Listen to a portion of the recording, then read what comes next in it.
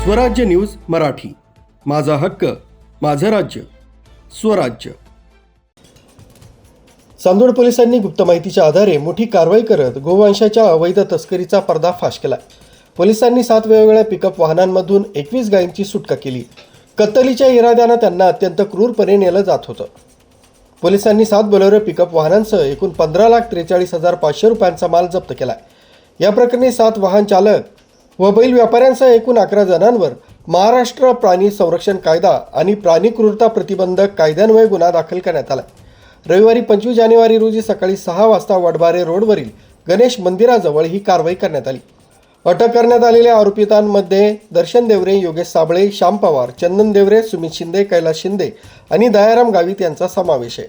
या प्रकरणाचा अधिक तपास पोलीस निरीक्षक कैलास वाघ यांच्या मार्गदर्शनाखाली पोलीस करीत आहेत। न्यूज ब्युरो, स्वराज्य न्यूज मराठी, चांदवड।